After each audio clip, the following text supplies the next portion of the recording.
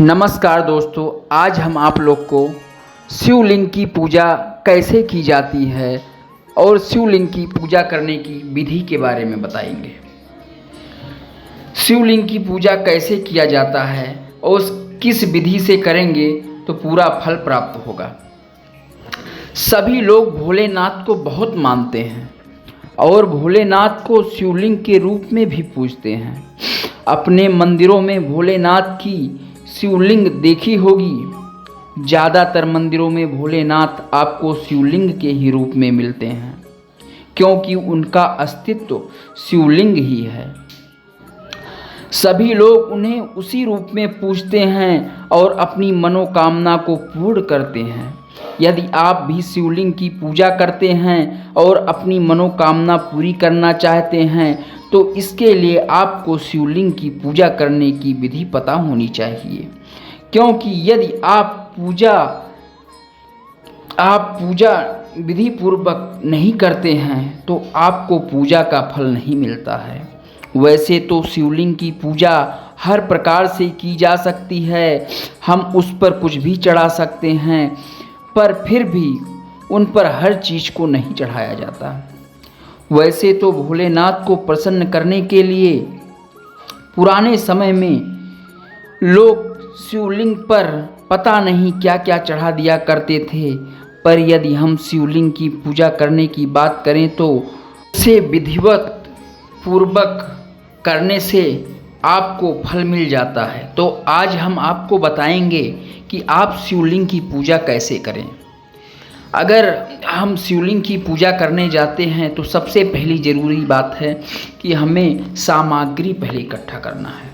अगर आप शिवलिंग की पूजा कर रहे हैं तो आपको पता होनी चाहिए कि शिवलिंग की पूजा करने के लिए कौन कौन सी सामग्री चाहिए होती है, जिससे आप आसानी से शिवलिंग की पूजा कर सकते हैं। तो आज हम आपको बताएंगे कि शिवलिंग की पूजा करने के लिए कौन कौन सी सामग्री चाहिए।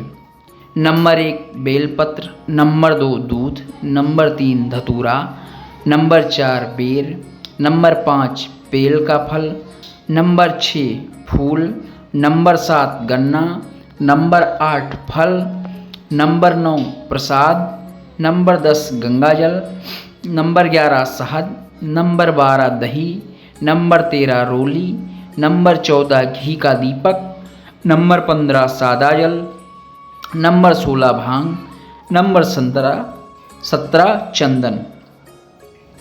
शिवलिंग की पूजा करते समय हमें क्या क्या सावधानियां रखनी पड़ती है, क्या क्या सावधानियां रखनी चाहिए। अगर आप शिवलिंग की पूजा करते हैं तो आपको कुछ सावधानियों का ध्यान रखना चाहिए।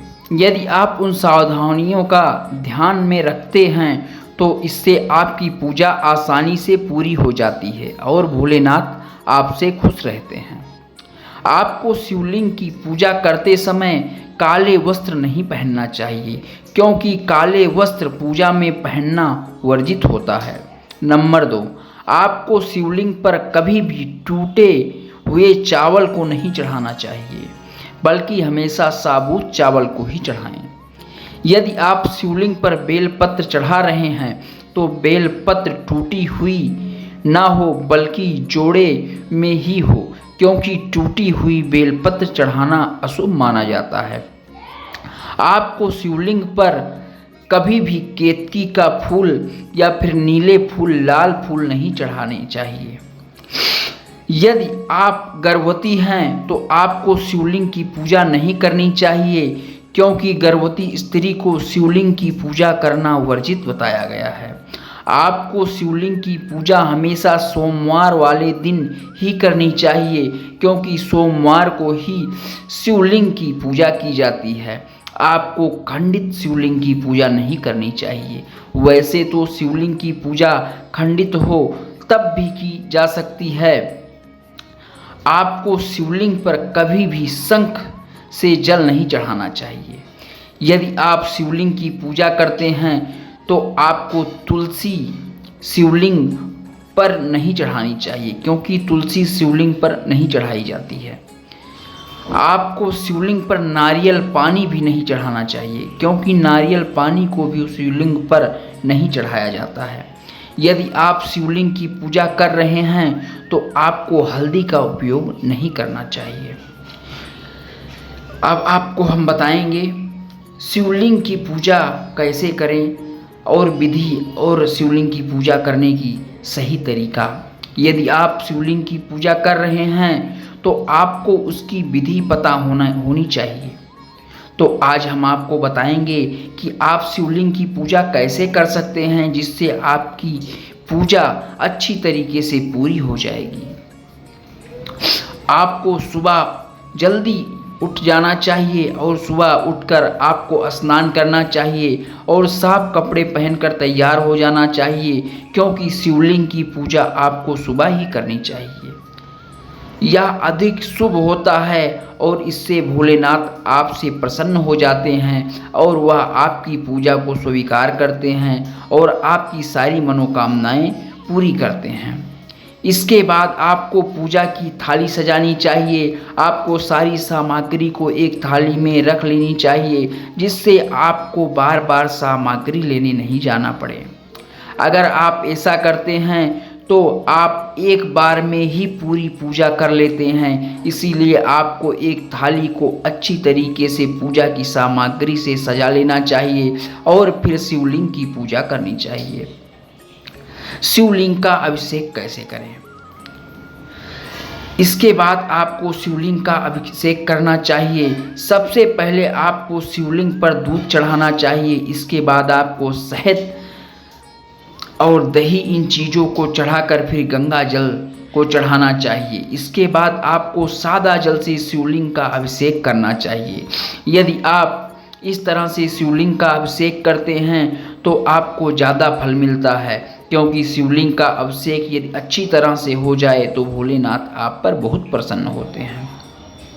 इसके बाद आपको शिवलिंग पर बेलपत्र, बेर, धतूरा और फूल प्रसाद को चढ़ाना चाहिए। आपको सबसे पहले बेलपत्र पर तिलक करके और उस पर चावल के दाने रखकर भोलेनाथ को अर्पित करना चाहिए, क्योंकि बेलपत्र शिव जी की पूजा में बहुत ही अहम होती है। यदि आप सिर्फ बेलपत्र से ही शिवलिंग की पूजा करते हैं तो इससे भी भोलेनाथ आप पर प्रसन्न हो जाते हैं। इसके बाद आपकी सारी चीज़ों को एक एक करके भोलेनाथ को अर्पित करनी चाहिए और फिर दोबारा से आपको शिवलिंग पर जल अर्पित करनी चाहिए। शिवलिंग की आरती।